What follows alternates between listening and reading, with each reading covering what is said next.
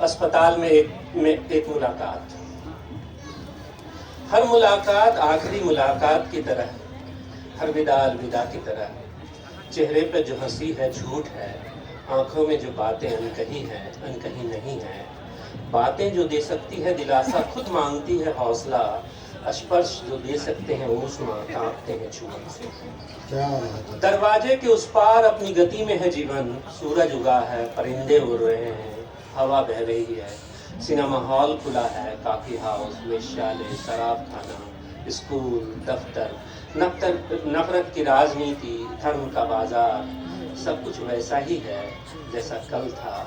बदलेगा इधर भी कुछ नहीं, घड़ी की टिक टिक का शोर होगा और सन्नाटा होगा चारों तरफ। कुछ शब्द रह जाएंगे कहे बिना, कुछ आंसू बह जाएंगे बहे बिना। बहुत बहुत धन्यवाद भैया। अगले क्रम में भूपेश भैया हैं। भैया आपसे आग्रह है कि आप आएँ।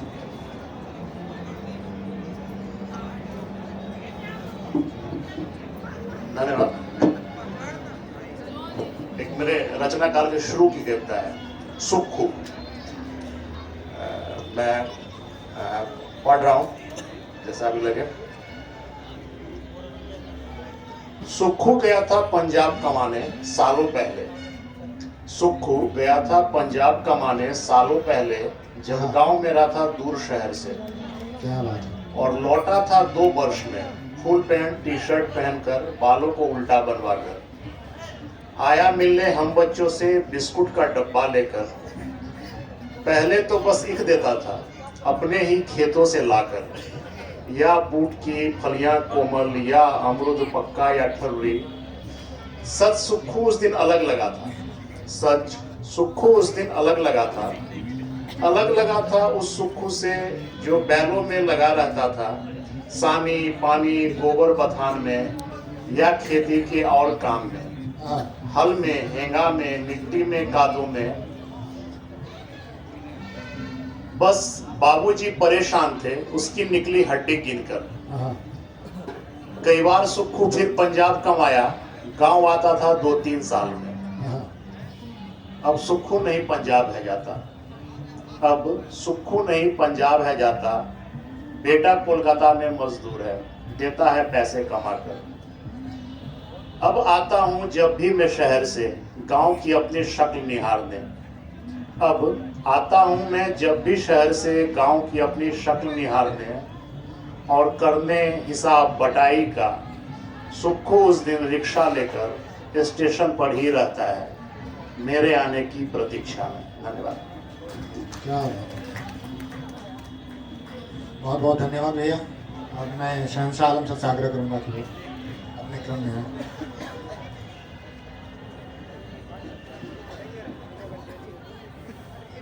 मेरी कविता का शीर्षक है ज़बान दराज। ज़बान दराज। शब्दकोश किसी भाषा के हों, शब्दकोश किसी भाषा के हों अमूमन धोखा नहीं देते। शब्दकोश किसी भाषा के हों अमूमन धोखा नहीं देते, लेकिन एक ज़बान दराज आदमी धोखा ज़रूर देता है। ऐसा आदमी हर बात को बढ़ा चढ़ा कर कहता आया है। माहौल संजीदा हो तब भी, माहौल गर्म हो तब भी। ऐसा आदमी आपसे हाथ मिला रहा है, आपके गले लग रहा है, तब भी आपको जो कहेगा अशिष्टता से कहेगा, धृष्टता से कहेगा, अनुचित दूषित बातें ही करेगा। ऐसा आदमी अगर आपको कोई दास्तान सुनाएगा तो अपने वर्णन और विवरण में झूठ ही सुनाएगा। ऐसा आदमी अगर आपको कोई दास्तान सुनाएगा तो अपने वर्णन और विवरण में झूठ ही सुनाएगा। ऐसा आदमी अगर आपको कोई कविता सुनाएगा, ऐसा आदमी अगर आपको कोई कविता सुनाएगा तो आप एकांत में आरस और अलय ही भरेगा। तभी अब रात गीत की गिरफ्त में है, तभी रात एक गीत की गिरफ्त में है। दिन चमगादड़ की, वृक्ष बांझपन की गिरफ्त में, तो खेत अनुर्वरता की। तभी यह समय ऐसा है, तभी यह समय ऐसा कि अब न सर्दी जाती है, न खांसी, न बुखार और न शरीर की कोई दूसरी बीमारी। तभी यह समय ऐसा है कि अब न सर्दी जाती है, न खांसी, न बुखार और न शरीर की कोई दूसरी बीमारी। सच में यह समय ज़बान दराज आदमियों से भरा पड़ा है। सच में यह समय ज़बान दराज आदमियों से भरा पड़ा है। किसी ज़बान दराज आदमी को देखकर आपको यह भी लगेगा, किसी ज़बान दराज आदमी को देखकर आप सबको यही लगेगा कि उसके बारे में जो कुछ मैं जानता हूँ आप भी जानते होंगे मुद्दतों से। बहुत बहुत धन्यवाद भैया। क्रम को आगे बढ़ाते हुए मैं चंद्रबिंद भैया को आवाज़ दूंगा कि वो आएँ और अपनी कविता पढ़ें। ये चौथी कविता है। इसका शीर्षक है दरो दीवार। शीर्षक है दरो दीवार। कितनी अजीब लगती है दरो दीवार, कितनी अजीब लगती है दरो दीवार, जब माँ चली जाती है आंगन में लगी बिरवाई के सहारे छतों पर। कितनी अजीब लगती है दरो दीवार, जब माँ उड़ जाती है मुंडेर पर बैठी गोरैया के साथ नीले आसमान में। कितनी अजीब लगती है दरो दीवार, जब माँ फड़क उठती है हलदर की भुजाओं में रोटी के स्वाद में घुलकर। कितनी अजीब लगती है दरो दीवार, जब माँ दमक उठती है धान और गेहूं की बालियों में तीज के श्रृंगार की तरह। कितनी अजीब लगती है दरो दीवार, जब माँ झांकती है किवाड़ की ओट से। जब माँ झांकती है किवाड़ की ओट से मर्दों की अद्भुत दुनिया में, जहाँ उसे दिख जाता है माँ के होने और न होने का फर्क। जहाँ उसे दिख जाता है माँ के होने और न होने का फर्क। कितनी अजीब लगती है दरो दीवार, जब माँ गरज उठती है फौलादी सैनिकों की बंदूकों में अपनी ही लाज बचाने के लिए। जबकि हम महसूस कर सकते हैं, जबकि हम महसूस कर सकते हैं माँ को भूख की गंध में, जहाँ वह तैरती रहती है खुशबू की तरह। जबकि सब कुछ खत्म होने पर भी, जबकि सब कुछ खत्म होने पर भी सबसे लड़कर बची रहती है माँ युद्ध भूमि से बहुत दूर, परीक्षित का गर्भ संभाले, परीक्षित का गर्भ संभाले। क्या बात। बहुत बहुत धन्यवाद भैया। क्रम को आगे बढ़ाते हुए फिर से नताशा दी से आग्रह करूंगा कि वो आएं और अपनी कविता पढ़ें।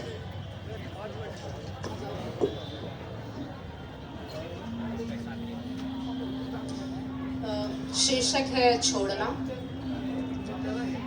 हम रोज छोड़ देते जरूरी बात, वे छोड़ देते अपनी सूची में मेरा नाम शामिल करना।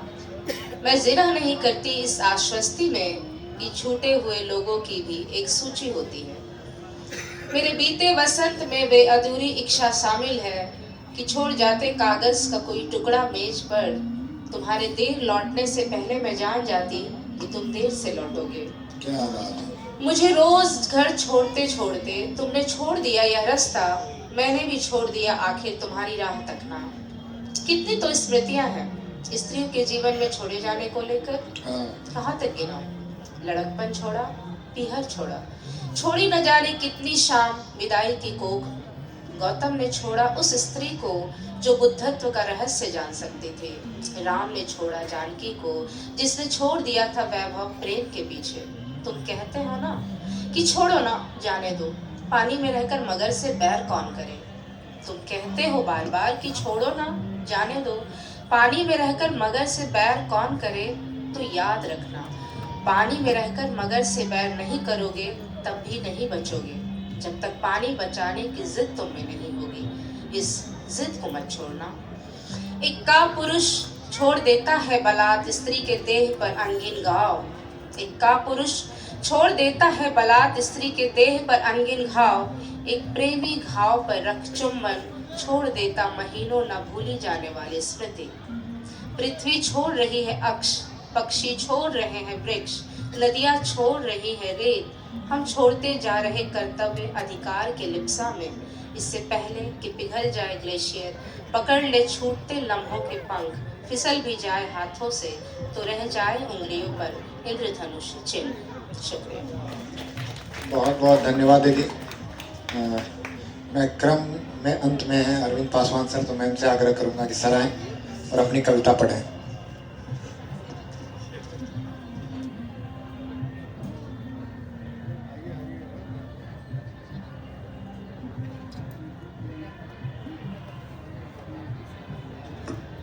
हेलो, अच्छा ऑफ हो गया।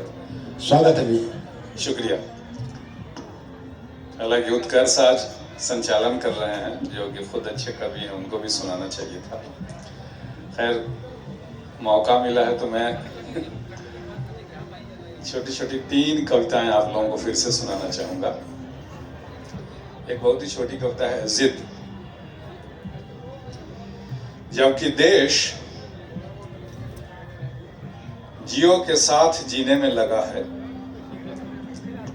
जबकि देश जियो के साथ जीने में लगा है, वह पूरी दुनिया को मुट्ठी में कैद करने पर तुला है, तब भी मैं आइडिया के साथ अटल अकेला खड़ा हूं, अपनी जिद पर अड़ा हूं। क्या बात है सर, क्या बात है। शुक्रिया, शुक्रिया, शुक्रिया। कम्युनिकेट हुई कविता, इससे बड़ी कोई चीज नहीं मेरे लिए। और थोड़ा डिफरेंट मोड का, हो सके कुछ एहसास महसूस करें आप। कविता का शीर्षक है उसने कहा। आऊंगी, उसने कहा, मैंने कहा आना। उसकी आंखें हकीकत बयां कर रही थीं, आंखों में दिख रहे थे लौटते हुए पंछी, डूबता हुआ सूरज। पनियाई आंखों से धीरे धीरे हिलकर गिर रही थी तस्वीरें। उसने फिर कहा आऊंगी, मैंने फिर कहा आना। इसका दूसरा शीज है आऊंगा, कहा उसने, मैंने कहा आना। आऊंगा, कहा उसने, मैंने कहा आना। जिस विश्वास से वह बोल रहा था आऊंगा, उसी विश्वास से मैं भी कह रहा था आना।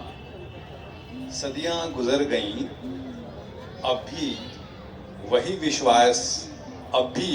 विश्वास कायम है, वही आखिरी मुलाकात कायम है। शुक्रिया। बहुत बहुत धन्यवाद सर। नहीं सर, अब वो कुमार शिव सर, मैं उसके बाद सुना दूंगा 30 सेकंड की एक कविता। कुमार शिव सर से मैं को आमंत्रित करना चाहूँगा कि वो आए और अपनी एक छोटी सी कविता पढ़ें।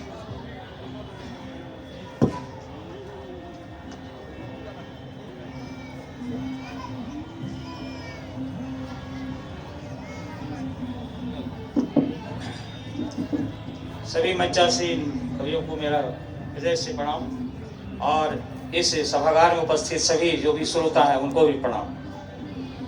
मैं नशा से रिलेटेड एक कविता, छोटी कविता है, उसको मैं सुनाना चाहूँगा।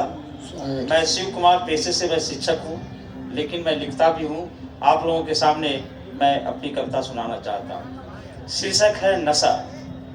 नशा पर लिखा हुआ है शीर्षक कविता है। नशा ना सकर जगाओ आशा, बढ़ चढ़े आगे छोड़ निराशा। अब करे मन को और मजबूत, दुनिया के लिए बनना अग्रदूत। सिगरेट का धुआं जाए आकाश, सोचो मन में कैसे होगा प्रकाश। मन मस्त हुआ हम मौज उड़ाते, जिगर जल गया तो क्यों पछताते। शारीरिक ताप दिल हो कमजोर, पाचन तंत्र भी खड़ा कर जोर। उत्तेजना, चिंता, सिरदर्द, थकावट, अनिद्रा, भय का मिलता आहट। सिगरेट पी लेते कई रसायन, यह बड़ी बीमारी का है कारण। काल मंडराता लगाकर घात, कैंसर कफ नहीं अंतिम बात, काल मंडराता लगाकर घात। अब हम बात करते हैं कि पेग भी नशा में आता है। पेग लेते हैं, पेग लेकर करते मनमानी, भला बुरा भूले यह तो बड़ा नादानी। पीकर मन को विश्वास दिलाते, थोड़ा और बढ़ाओ प्यास मिटाते। मद उड़ाए घर द्वार की शांति, छीन कांति रुलाया इसकी कांति। नयन नाड़ी तंत्र ली वर्जक जोरे, भूख यादाश्त यौवन कर जोरे। गुटखा तंबाकू खा करे बंदगी, रहते जहां फैलाते गंदगी। दांत मसूड़े गला होते बेजान, बुढ़ापा जल्दी आने से हो जाते परेशान। लास्ट स्टेंजा है, आत्मीयता खुशी शांति चाहते लाना, आत्मविश्वास साहस क्षमता बढ़ाना, आओ स्वस्थ मजबूत राष्ट्र बनाएं, चलो नशा मुक्ति की जुक्ति अपनाएं। धन्यवाद। एक सर विलम्ब हो रहा है, इसके बाद भी एक सत्र है सर।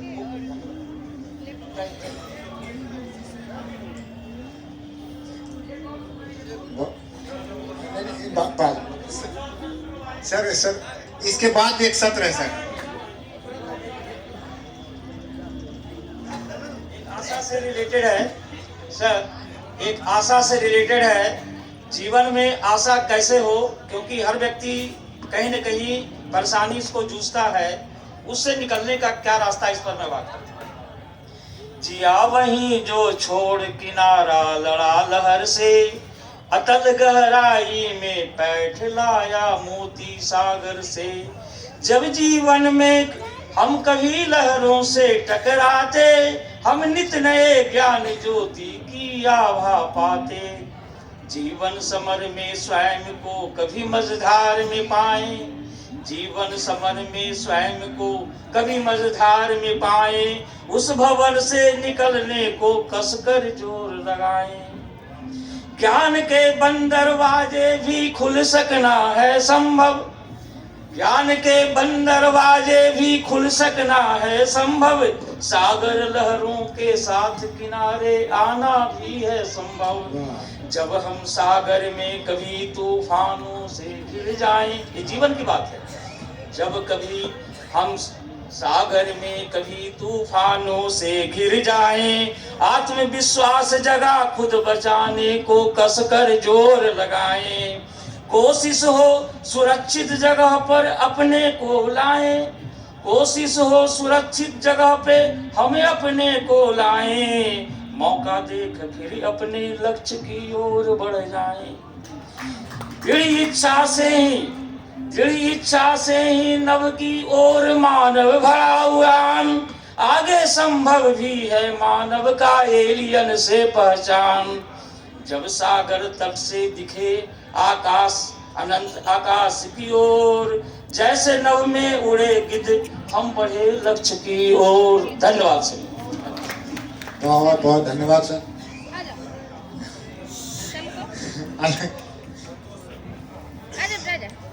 चलिए